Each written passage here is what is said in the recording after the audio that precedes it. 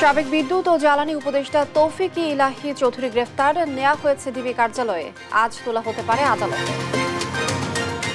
দেশ সংস্কারের হাওয়া লেগেছে আকাশপথে। শাহজালাল বিমানবন্দরের মাত্র ২০ মিনিটে মিলছে লাগেজ, সেবার মান নিয়ে স্বস্তি। ফেনীতে ক্ষতিগ্রস্ত বাঁধের ৬৬ পয়েন্ট এখন উন্মুক্ত। দুশ্চিন্তা বানভাসীরা। খাগড়াছড়িতে গ্রামীণ সড়কের ব্যাপক ক্ষতি। রংপুরে ২০ মেগাওয়াট ও বড়পুকুরে বিদ্যুৎ কেন্দ্রে উৎপাদন বন্ধ। জনজীবনে নাভিশ্বাস, শিগগিরই মিলছে না সমাধান। মাদকের সহকারী উপপরিদর্শক থেকে শত কোটি টাকা রফিকুলের। রয়েছে ৫টি ফ্ল্যাট, দখল বাণিজ্যের অভিযোগ। এবং প্রথমবার টেলিভিশন বিতর্কে মুখোমুখি ট্রাম্প কামালা। নুয়ে পড়া অর্থনীতি ও সীমান্ত সংকট নিয়ে কড়া সমালোচনায় কামালা।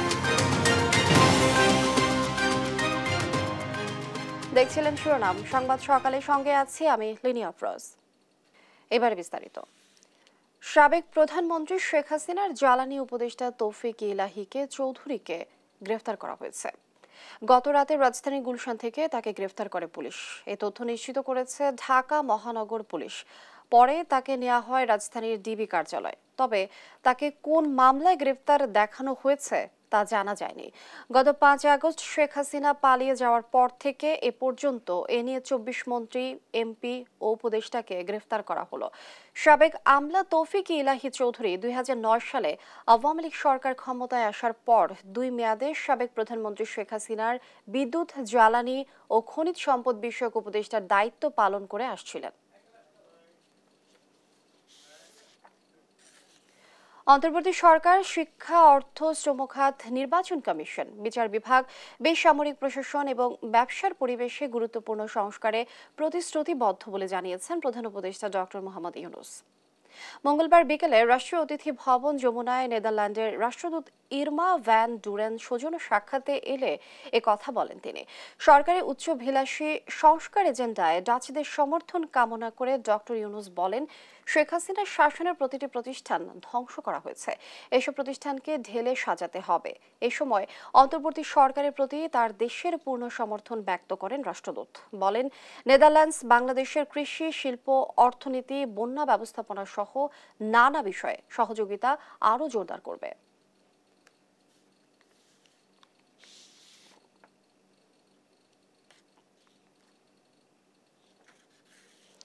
ভারতের অর্থায়নে পরিচালিত কোনো প্রকল্প বন্ধ হয়নি বলে জানিয়েছেন অর্থ বাণিজ্য উপদেষ্টা ডক্টর সালেউদ্দিন আহমেদ।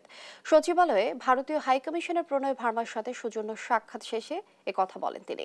পরে সরকারি ক্রয় সংক্রান্ত উপদেষ্টা কমিটির সভা শেষে উপদেষ্টা জানান, ১৪ সেপ্টেম্বর বৈষম্য বিরোধী আন্দোলনে শহীদদের স্মরণ সভার জন্য অর্থ বরাদ্দ দেওয়া হয়েছে। বিদ্যুতের ঘাটতি মেটাতে সরকার চেষ্টা করছে বলেও জানান তিনি। মাহমুদ হাসানের রিপোর্ট। সমসাময়িক বিষয়ে মঙ্গলবার সকালে সচিবালয়ে অর্থ ও বাণিজ্য উপদেষ্টার সঙ্গে সৌজন্য সাক্ষাৎ করেন ভারতীয় হাইকমিশনার প্রণয় ভার্মা। এ সময় উঠে আসে দুদেশের অর্থনৈতিক ও বাণিজ্যিক বিষয়সহ বেশ কয়েকটি প্রকল্পের বিষয়। বৈঠক শেষে অর্থ ও বাণিজ্য উপদেষ্টা ডক্টর সালেহউদ্দিন আহমেদ জানান, ভারতের সঙ্গে $৭৩৬ কোটি ঋণ চুক্তির মধ্যে $১৮০ কোটি পাওয়া গেছে। বাকিটাও বিভিন্ন প্রকল্পে ছাড় করবে। দুদেশের সম্পর্ক আগের মতোই চলমান থাকবে বলেও জানান তিনি। And these are very important projects, you know. Then there will be some future projects also. We will not just stop at whatever we have got. They also offered something and we have also devised, and we will talk about those projects, funding of the project, implementation part of it. Then another important thing is the commerce. You know, Bangladesh and India are the two important partners. There are some issues that we have got some trade deficit, but this will be sorted out. বিজ্ঞান প্রযুক্তি সহ আরও বড় প্রকল্পে বিনিয়োগের আগ্রহ প্রকাশ করায় বাংলাদেশে বিনিয়োগে ভারতকে আহ্বান জানান অর্থ উপদেষ্টা।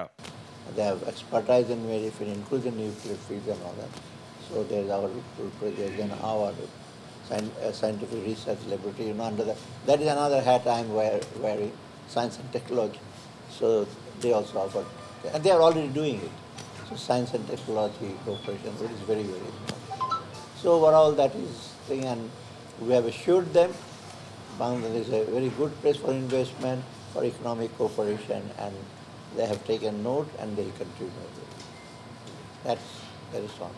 এদিকে ঢাকা দিল্লি একসাথে আগের মতোই কাজ করছে বলে দাবি করেছেন ভারতীয় হাইকমিশনার। আগের মতোই অন্তর্বর্তী সরকারের সঙ্গে দ্বিপক্ষীয় সম্পর্ক এগিয়ে নেবে Bharat. Our development cooperation projects, many of them, as you mentioned, are important big projects which have been identified by Bangladesh for their own benefit, and we are happy to take them forward. Of course, there will be issues in implementation which we will have to resolve through mutual cooperation, but our approach moving forward is a positive and constructive. পরে সরকারি ক্রয় সংক্রান্ত উপদেষ্টা কমিটির সভা শেষে বৈষম্য বিরোধী আন্দোলনে শহীদদের স্মরণ সভার জন্য প্রায় 5 কোটি টাকা বরাদ্দের কথা জানান উপদেষ্টা। বৈষম্য বিরোধী আন্দোলনে যারা শহীদ হয়েছে তাদের স্মরণ সভা হবে। মোটামুটি টাইটেলটা হলো স্মরণ সভা 14 তারিখে, এবং এটার ভিতরে কিছু আনুষঙ্গিক খরচ আছে, খরচ বেশি না, সেটা অনুধাবন। বিদ্যুতের ঘাটতি মেটাতে চেষ্টা করছে সরকার। স্বাভাবিক হতে কিছুটা সময় লাগবে বলেও জানান ডক্টর সালেহ উদ্দিন আহমেদ। মাহমুদ হাসান, দেশ টিভি, ঢাকা। ভবিষ্যতে সীমান্তে বাংলাদেশি হত্যা বন্ধে সংশ্লিষ্ট কর্তৃপক্ষকে নির্দেশ দিয়েছেন স্বরাষ্ট্র উপদেষ্টা অবসরপ্রাপ্ত লেফটেন্যান্ট জেনারেল মোহাম্মদ জাহাঙ্গীর আলম চৌধুরী। মঙ্গলবার দুপুরে সচিবালয়ে আইনশৃঙ্খলা বাহিনীর বৈঠক শেষে তিনি একথা জানান। বলেন, এবারে দুর্গাপূজায় নিশ্ছিদ্র নিরাপত্তার ব্যবস্থা করা হবে। তৌফিক মাহমুদ মুন্নার রিপোর্ট। গেল 1 সেপ্টেম্বর মৌলভীবাজারের জুড়ি উপজেলার লালারচক সীমান্তে স্বর্ণা দাস নামে কিশোরী নিহত হন। এই ঘটনার পর গত 5 সেপ্টেম্বর পররাষ্ট্র মন্ত্রণালয়ে ভারত সরকারের কাছে আনুষ্ঠানিকভাবে কড়া প্রতিবাদ ও নিন্দা জানায়। সর্বশেষ সোমবার ঠাকুরগাঁয়ের বালিয়াডাঙ্গি সীমান্তে জয়ন্ত কুমার সিংহ নামের এক কিশোর বিএসএফ গুলিতে নিহত হয়। এমন বাস্তবতায় সচিবালয়ে দুর্গাপূজার আইন শৃঙ্খলা নিয়ে বৈঠক অনুষ্ঠিত হয়। স্বরাষ্ট্র উপদেষ্টার সভাপতিত্বে আইন শৃঙ্খলা বাহিনীর ঊর্ধ্বতন কর্মকর্তা এই বৈঠকে উপস্থিত ছিলেন। বৈঠক শেষে উপদেষ্টা বলেন, সীমান্তে হত্যা বন্ধে কর্তৃপক্ষকে ব্যবস্থা নেওয়ার নির্দেশ দেওয়া হয়েছে। ভবিষ্যতে এই ধরনের ঘটনা যেন না ঘটে এই ব্যবস্থা নেওয়ার জন্য আমি সংশ্লিষ্ট অথরিটিকে আদেশ করেছি, এবং আমি আশা করব ভবিষ্যতে এই ধরনের ঘটনা ঘটবে না। এই পূজার সময় কিন্তু এখানে আরেকটা সমস্যা দেখা যায়, যেহেতু আমাদের যাওয়া আসা করে, মানে এই পারের লোক ও পারে পূজা দেখতে যায়, ওই পারের লোক এই পারে পূজা দেখতে আসে।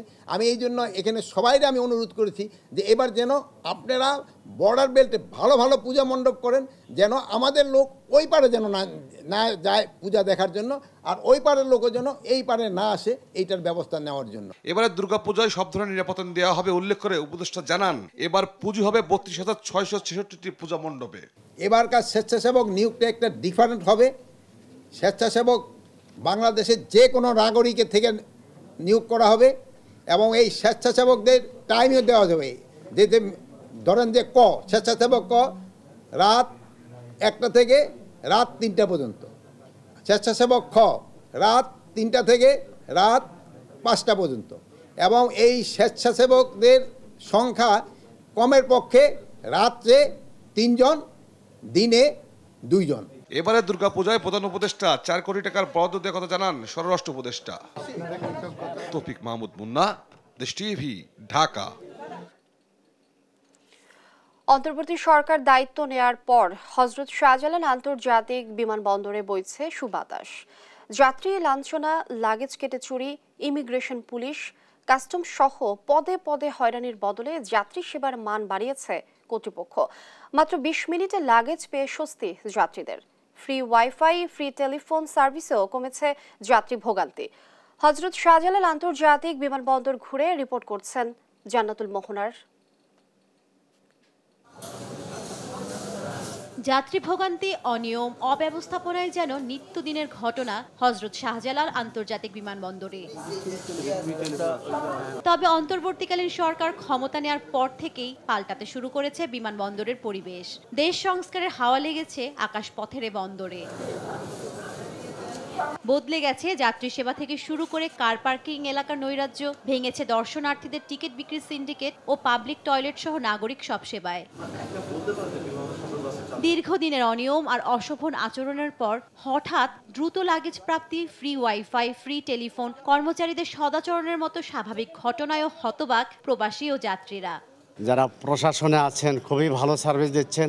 আগের থেকে এখন সুবিধা, আমাদের লাগেজও মিলে গেছে খুব তাড়াতাড়ি, অতি শীঘ্রই আমাদের সবকিছু মিলে গেছে। আগে লাগেজ আসতো, আগে মানুষ ছাড়তো পরে, আর এখন ইনশাল্লাহ আমরা চলে আসছি, লাগেজ সাথে সাথে পেয়ে গেছি। আমাদের আগে লাগেজ আইসা পড়ছে, তো ইনশাল্লাহ আমরা এখন খুব খুশি, এখন খুব ভালো আলহামদুলিল্লাহ। হয়রানি মুক্ত সেবা কার্যক্রমের জন্য বন্দর কর্তৃপক্ষ প্রশংসায় ভাসছেন বিদেশিদেরও। मेरी फ्लाइट थी 3:30 की लैंडिंग हुई थी और अभी तक मैंने सब कुछ कर लिया, मतलब तो फास्ट सर्विस है तो अच्छी है। मैं तो आता रहता हूँ बांग्लादेश, पर इस बार जो रिस्पॉन्स था यहाँ का और इस बार जो स्टाफ था वो भी काफ़ी अच्छा रिस्पॉन्सिव रहा।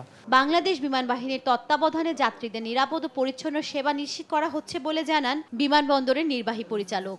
যাত্রীদের সেবাটা উন্নত করা এবং ইমপ্রুভ করাটা একটা কন্টিনিউয়াস প্রসেস। আমরা সবগুলো প্রতিষ্ঠান সিভিল এভিয়েশনের তত্ত্বাবধানে কাজ করে যাচ্ছি। এখানে 24টি সরকারি সংস্থা, 39টি এয়ারলাইন সহ অনেকগুলো স্টেক হোল্ডার আছে। আমরা সবাই মিলে সর্বোচ্চ চেষ্টা করে যাচ্ছি আমাদের সম্মানিত যাত্রীদের ডিপার্চার এবং অ্যারাইভালটা যেন সুন্দর হয়। লাগেজ ডেলিভারিতেও গতির কথা উল্লেখ করে নির্বাহী পরিচালক জানান, মাত্র 18 মিনিটের মধ্যেই প্রতিটি বিমানের 80 থেকে 85 ভাগ লাগেজ সরবরাহ করা হচ্ছে। আলহামদুলিল্লাহ 80 থেকে 85 ভাগ সময় আমাদের স্টিপুলেটেড যে সেই সময়ের মধ্যে লাগেজগুলো দিতে পারছি। এখন থেকে যাত্রীরা বিমানবন্দরের সেবা সংক্রান্ত যে কোনো অভিযোগ কিংবা মতামত জানাতে পারবেন 13600 নম্বরে। এয়ার অ্যারাবিয়ানের এই ফ্লাইটটি নেমেছে 23 মিনিট আগে যেখানে 2 থেকে 3 ঘন্টা অপেক্ষার পরেও লাগেজ মিলত না, সেখানে 23 মিনিটেই যাত্রীরা পেয়ে যাচ্ছেন লাগেজ। এ ধরনের নানা সংস্কার ঘটছে শাহজালাল আন্তর্জাতিক বিমানবন্দরে এবং যাত্রীরা জানাচ্ছেন এ ধরনের সেবার মান যেন বজায় থাকুক এবং যাত্রী ভোগান্তি দূর হোক। জান্নাতুল মোহনা, দেশ টিভি, ঢাকা। সাম্প্রতিক বন্যায় অবকাঠামোর পাশাপাশি কৃষি, মৎস্য ও প্রাণী সম্পদ খাতের বেশি ক্ষয়ক্ষতি হয়েছে। এখনও সংস্কার করা যায়নি বাঁধের ক্ষতিগ্রস্ত পয়েন্টগুলো। সড়ক সংস্কার না হয় স্বাভাবিক হয়নি যোগাযোগ ব্যবস্থা। এতে ভোগান্তি পোহাচ্ছেন ক্ষতিগ্রস্ত এলাকার মানুষ। তবে বিভিন্ন এলাকায় কৃষকদের বীজ ও চারা দিচ্ছে কৃষি বিভাগ। সহকর্মীদের পাঠানো তথ্যচিত্রে সালমা জাহানের ডেস্ক রিপোর্ট। ফেনীতে স্মরণকালের ভয়াবহ বন্যায় মহুরী, কহুয়া ও সিলোনিয়া নদীতে বাঁধের 91টি পয়েন্টে ভাঙনে অন্তত 11 লাখ মানুষ পানিবন্দী ছিলেন। এতে ঘরবাড়ি, আসবাবপত্র, কৃষি, মৎস্যসহ ব্যবসা প্রতিষ্ঠান ব্যাপক ক্ষতির মুখে পড়ে। জেলায় কাঁচা ঘর ভেঙেছে 8350টি। ভেঙে যাওয়া বাঁধের 91টি পয়েন্টের 25টির সংস্কার করা হয়েছে। বাকি 66টি পয়েন্ট উন্মুক্ত থাকায় দুশ্চিন্তায় দিন পার করছে বানভাসী মানুষ।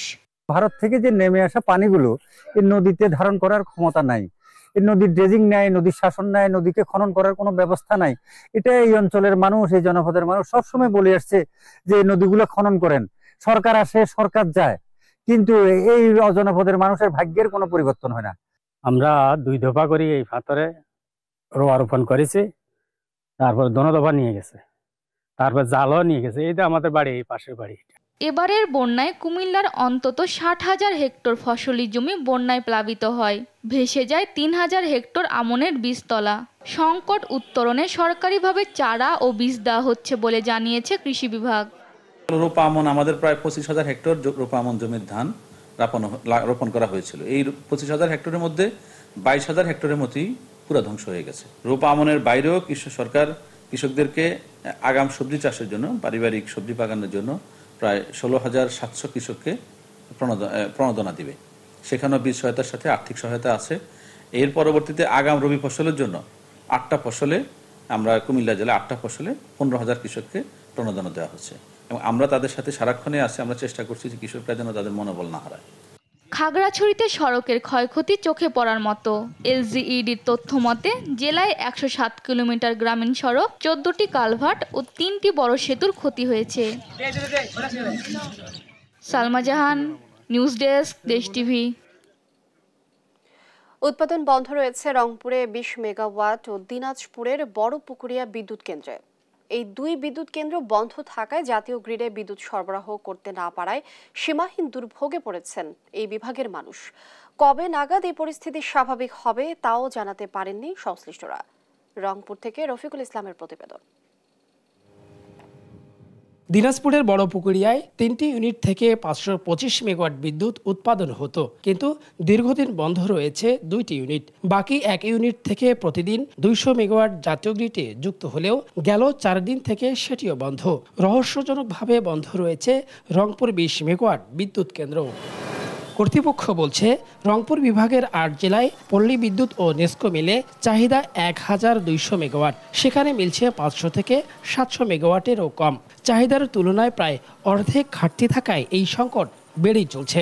বিদ্যুতের এই মুহূর্তে চাহিদা 1100 মেগাওয়াটের মতো, তার মধ্যে আমরা সরবরাহ কম থাকায় লোডশেডিং করতে হচ্ছে।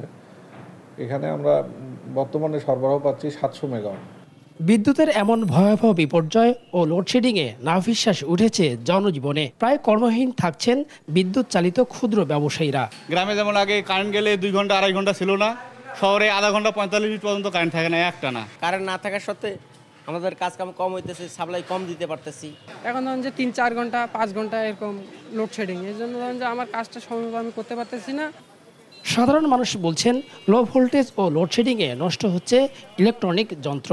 গরমে অসুস্থ হয়ে পড়ছেন শিশু ও বৃদ্ধরা। আমার বাড়িতে যদি 10 মিনিট কেউ থাকতে পারে তাকে আমি 500 টাকা পুরস্কার দেবো। গাড়িটা ঠিক মতন চার্জ না হলে কেমন করে পেট চালাবো বলেন ভাই? একটা ফ্রিজ 6 ঘন্টা, তো এমনিতেই কারেন্ট না থাকলে 6 ঘন্টা কোনো খাবার নষ্ট হওয়ার কোনো সুযোগ নেই। পানি তোলার জন্য সমস্যা হচ্ছে, পানি ঠিকমতো উঠতেছে না। এগুলা তো বিদ্যুৎ না থাকার কারণেই হচ্ছে। আপনার এসি চলতেছে না, ফ্যান চলতেছে না। কী কারণে বিদ্যুৎ উৎপাদন বন্ধ তা জানতে কেন্দ্র ও পাওয়ার গ্রিডে গেলে কথা বলতে রাজি হননি সংশ্লিষ্টরা। রফিকুল ইসলাম, দেশ টিভি, রংপুর। সরকারি চাকরিতে 14তম গ্রেডে থেকে হয়েছেন শত কোটি টাকার মালিক। মাদকের সহকারী উপপরিদর্শক পদে চাকরি করে কিনেছেন মিরপুরের পীরেরবাগ এলাকায় 5টি ফ্ল্যাট। অভিযোগ আছে স্থানীয় আওয়ামী লীগের নেতাদের নিয়ে সিন্ডিকেট তৈরি করেছেন দখল বাণিজ্যের। প্রশাসনের ভয় দেখিয়ে আর প্রতারণার মাধ্যমে হাতিয়ে নেন জমি ও ফ্ল্যাট। বিস্তারিত নিয়াজ মোর্শেদের প্রতিবেদনে। নরসিংদী জেলার মাদক নিয়ন্ত্রণ অধিদপ্তরের সহকারী উপপরিদর্শক পদে চাকরি করেন রফিকুল ইসলাম। তৃতীয় শ্রেণীর একজন কর্মকর্তা হওয়া সত্ত্বেও শত শত কোটি টাকার মালিক। তার সম্পদের খতিয়ান দেখে চোখ কপালে ওঠার জোগাড়। দেশ টিভির অনুসন্ধানে বেরিয়ে আসে মিরপুর পীরেরবাগ এলাকায় রয়েছে তার 5টি ফ্ল্যাট, যার প্রতিটি তার স্ত্রী শাহনাজের নামে। পীরেরবাগের কামালের দোকান নামক এই সড়কের পদ্মা টাওয়ারে রয়েছে স্ত্রী শাহনাজের নামে একটি ফ্ল্যাট। মোসাম্মদ শাহনাজ আক্তার, টাঙ্গাইল বাড়ি। এই যে ওইদিকে কোনার বাসার থাকে ফ্ল্যাট আছে, কিন্তু বানাইছে না, কিচ্ছু করে না। একটু সামনেই এনপি টাওয়ারেও রয়েছে স্ত্রী শাহনাজের নামে আরেকটি 1050 স্কয়ার ফুটের ফ্ল্যাট। তবে এই ফ্ল্যাটটি কয়েক মাস আগে বিক্রি করে টাকা ক্যাশ করে নেন তিনি।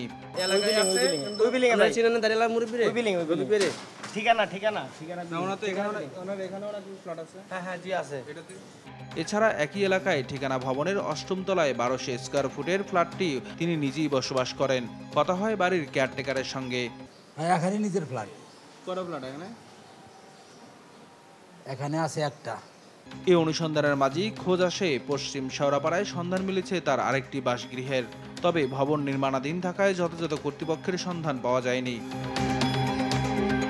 অভিযোগ আছে মিরপুর পীরেরবাগের স্থানীয় আওয়ামী লীগের নেতাদের সাথে মিলে আর প্রশাসনকে কাজে লাগিয়ে ভয় দেখিয়ে দখলও করে নিতেন জমি ও ফ্ল্যাট, পরে তা বিক্রি করে দিতেন অন্য কারো কাছে।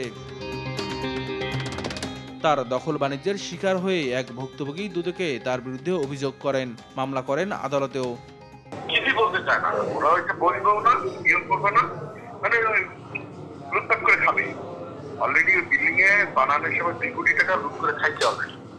অভিযুক্ত রফিকের বিরুদ্ধে অভিযোগের বিষয়ে তার সাথে মুঠোফোনে যোগাযোগ করা হলে তিনি প্রতিবেদককে সরাসরি দেখা করতে বলেন।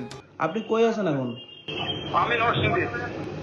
আপনি এক সময় আসেন, পরে কথা বলা যাবে, আমার খুব জানতে। ভাই কখন আসবো বলেন তো? আচ্ছা, আমি যখন ঢাকায় আসি আপনি আর ফোন দেবো। পরে প্রতিবেদক আবার ফোন দিয়ে অভিযোগের বিষয়ে প্রশ্ন তুললেই ফোনটি কেটে দেন তিনি। আপনার বিরুদ্ধে আমরা কিছু অভিযোগ পেয়েছি ভাই, আপনি কয়েকটা। প্রশাসনের ঘাপটি মেরে থাকা এসব দুর্নীতিবাজদের বিষয়ে দ্রুত পদক্ষেপ নিতে সংস্কারের আহ্বান টিআইবির।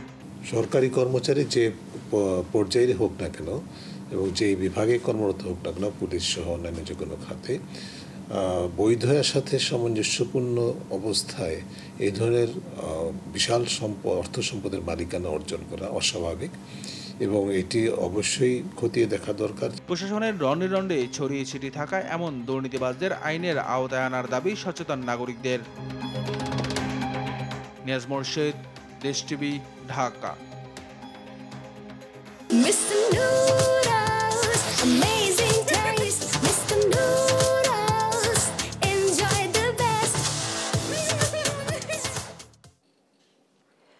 বিএনপির রাজনীতির সাথে জড়িত থাকায় 2010 সালে ডান হাতের কবজি পর্যন্ত কেটে নেওয়া হয় লুৎফুর রহমান নামের এক ব্যক্তির।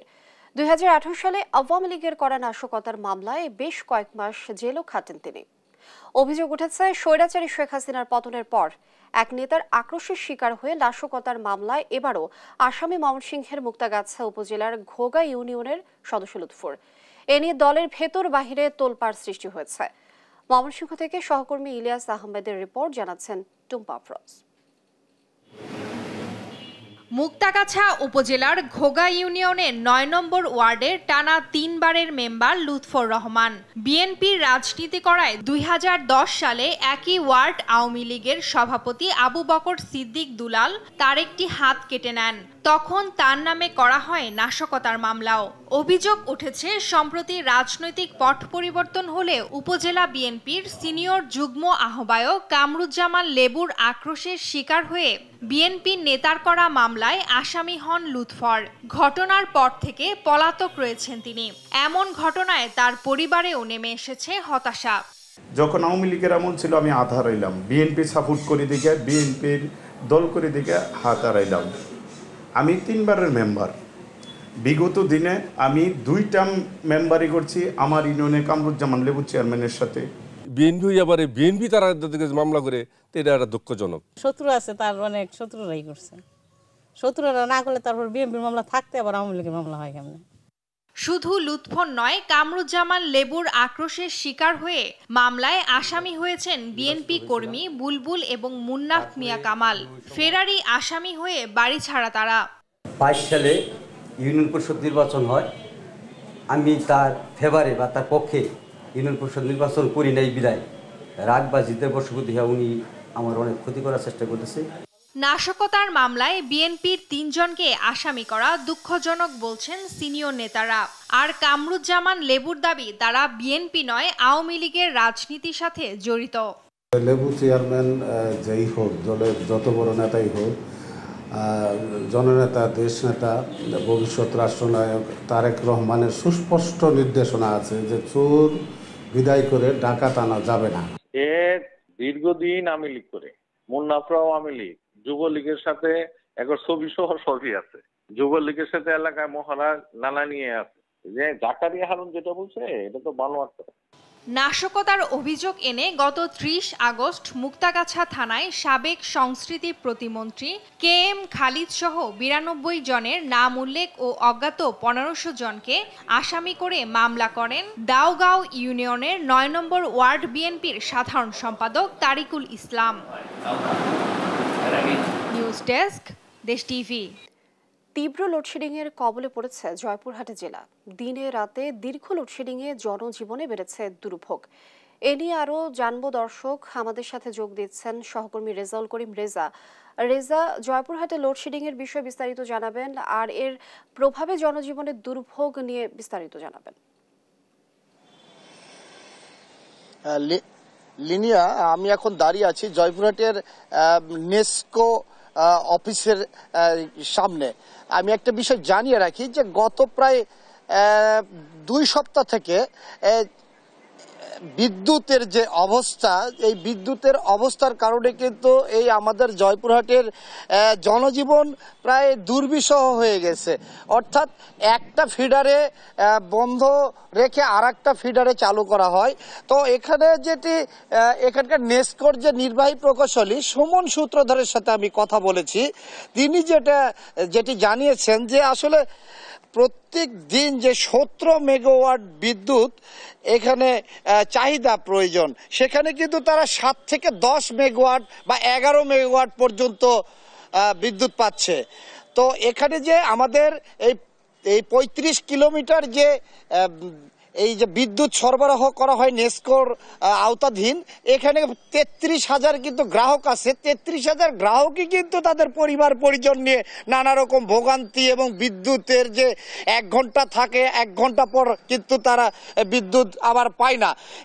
এতে বেশি সমস্যায় পড়েছে। আপনি জানেন যে আমাদের এটা কিন্তু দেশের সোনালী মুরগি উৎপাদনের ক্ষেত্রে কিন্তু এখানে একটা ভালো ভূমিকা রাখে। সেই ভূমিকা রাখতে গিয়ে কিন্তু বিদ্যুতের প্রয়োজন হয়, অর্থাৎ ফিড মিল থেকে শুরু করে আপনার যে ছোট ছোট খামারিরা তারা কিন্তু যে ফ্যান বা বাল্ব তারা কিন্তু ইউজ করে, অর্থাৎ বিদ্যুতের প্রয়োজন হয়। পাশাপাশি যে ছোট ছোট যে ক্ষুদ্র যে কারখানা বা ছোট ছোট যে উদ্যোক্তারা আছে, এই উদ্যোক্তারা কিন্তু বিদ্যুতের প্রয়োজনে কিন্তু এক ধরনের কিন্তু মুখ থুবড়ে পড়েছে বলা যায়। পাশাপাশি যে অটোরিকশা, যে তারপরে আপনার রিক্সা, এমনি যে ব্যাটারি চালিত রিক্সাগুলো যেগুলো, তারাও কিন্তু এই বিদ্যুতের যে ঠিকমতো চার্জ দিতে পারে না, মানে বিদ্যুতের যে সমস্যা, এতে কিন্তু তারা অনেকটাই সমস্যায় পড়েছে।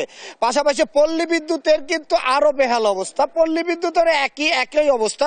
আমি একটা বিষয় জানিয়ে রাখি যে জয়পুরহাটের যে পল্লী বিদ্যুৎ এবং নেসকোর যে চাহিদা, সে চাহিদা অনুযায়ী 75 থেকে 80 মেগাওয়াট বিদ্যুৎ তাদের চাহিদা, কিন্তু জাতীয় গ্রেড থেকে কিন্তু তারা 40 থেকে 45 মেগাওয়াট বিদ্যুৎ পায়। এর মধ্যে 28% নেসকো পাচ্ছে, বাকিটা কিন্তু পল্লী বিদ্যুৎ পাচ্ছে।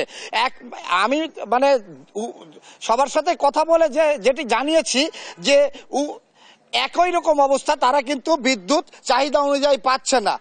তো সর্বোপরি বলা যায় যে সাধারণ মানুষ, যে খেটে খাওয়া মানুষ এবং যারা বিদ্যুতের উপর নির্ভরশীল হয়ে যারা জীবনযাপন করেন, যারা ছোটোখাটো যানবাহন চালান বা অন্যান্য কারখানাতে কাজ করেন, তারা কিন্তু চরমভাবে সমস্যায় পড়েছেন। এই ছিল আমার জয়পুরহাট থেকে এই বিদ্যুৎ পরিস্থিতি নিয়ে সর্বশেষ। লিনিয়া।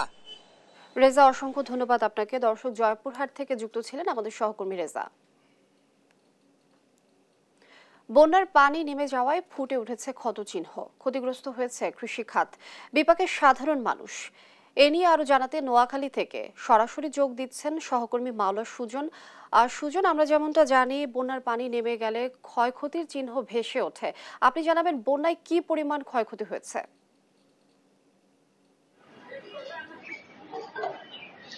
লিনিয়া, আপনি বন্যার ক্ষয়ক্ষতি বলছিলেন। আসলে যে নোয়াখালী থেকে স্মরণকালে যে বন্যা হয়েছে, এই বন্যায় নোয়াখালীতে প্রায় জেলা প্রশাসনের তথ্য মতে 4185 কোটি টাকার মতো ক্ষতি হয়েছে। এর মধ্যে কৃষি খাত রয়েছে, মৎস্য খাত রয়েছে, প্রাণী সম্পদ খাত রয়েছে, ফলজর বাগান রয়েছে, ফলদক বাগান রয়েছে, সব বিভিন্ন আরো যে আনুষঙ্গিক অন্যান্য খাত রয়েছে। তো এই বিশাল ক্ষতি পুষিয়ে নিতে হলে আসলে যে সরকারের পাশাপাশি বেসরকারি সংস্থাগুলোর উদ্যোগ প্রয়োজন আছে। এই ক্ষেত্রে অনেকটা সমন্বয় দরকার বলে মনে করছেন অনেকে। তো আমি এখন এই বিষয়ে কথা বলবো সুশাসনের জন্য নাগরিক সুজনের নোয়াখালী সাধারণ সম্পাদক আবু নাসেরের সাথে। তার কাছে আমি জানতে চাইবো যে গেল বন্যায় নোয়াখালীতে বিশাল একটা ক্ষতি হয়েছে, কৃষিখাত, মৎস্য খাত, সকল খাতে। তো এই ক্ষতিটা কিভাবে পুষিয়ে নেওয়া যায় এবং কিভাবে সরকারি এবং বেসরকারি সংস্থার মধ্যে কিভাবে সমন্বয় করা যায়?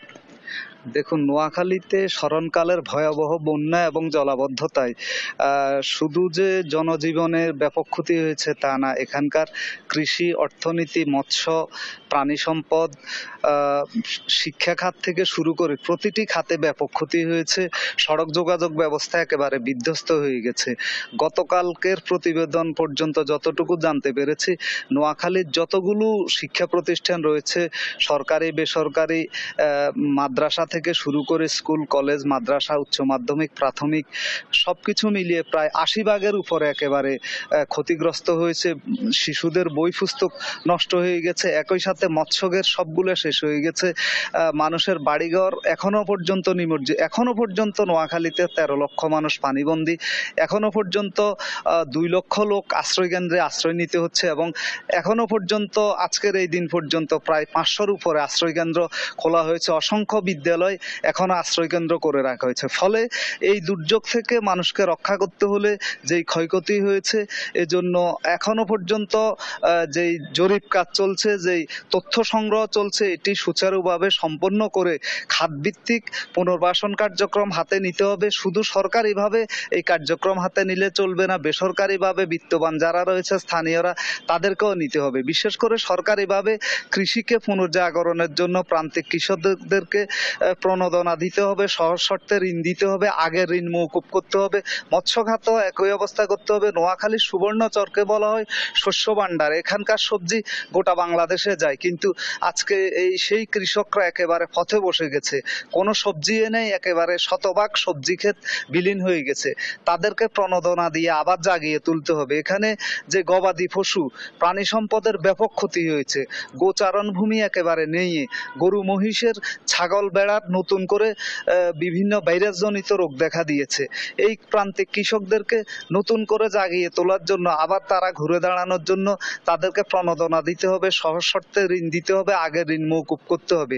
এই জাতীয় প্রত্যেকটা খাত ধরে ধরে যদি পুনর্বাসন কর্মসূচি হাতে না নেওয়া যায় এবং কার কোথায় কতটুকু ক্ষতি হয়েছে, কাকে কতটুকু অগ্রাধিকার দেওয়া হবে, এইগুলো যদি সুচারুভাবে বিবেচনা না করা হয়, তাহলে এই যে বড় ধরনের ক্ষতির মুখে পড়বে, এটি নোয়াখালী নয়, গোটা বাংলাদেশের একেবারে জাতীয় অর্থনীতিতে বড় ধরনের প্রভাব ফেলতে পারে, বিরূপ প্রভাব ফেলতে পারে। পাশাপাশি বাস্তুহারা মানুষের সংখ্যা বাড়বে। তা আমরা মনে করি যে বর্তমান অন্তর্বর্তীকালীন সরকার যেহেতু রাজনৈতিক প্রভাব মুক্ত, সেহেতু এই সরকার একটি কঠিন সিদ্ধান্ত নিয়ে সুচারুভাবে এই জরিপ কার্যক্রমে এই তথ্য অনুসন্ধান করে মানুষকে পুনর্বাসন কার্যক্রমে হাত নেবে, প্রণোদনা দিবে, এইটুকু আমাদের প্রত্যাশা। ধন্যবাদ আপনাকে। তিনি যেমনটি বলছিলেন, সুজনের সাধারণ সম্পাদক, তিনি যে সরকারি এবং বেসরকারিভাবে সমন্বয়ের একটা কথা বলেছেন, একই সাথে যে প্রান্তিকভাবে যারা ক্ষতিগ্রস্ত হয়েছে তারা যেন সঠিকভাবে পুনর্বাসন প্রক্রিয়ায় আসে। এ হচ্ছে নোয়াখালী থেকে বন্যার ক্ষয়ক্ষতি নিয়ে আমার কাছে সর্বশেষ। লিনিয়া। সুজন, অসংখ্য ধন্যবাদ আপনাকে। দর্শক, বন্যার পানি নেমে যাওয়ায় ফুটে উঠেছে ক্ষত চিহ্ন। এই বিষয়ে বিস্তারিত জানছিলাম সহকর্মী সুজনের কাছ থেকে।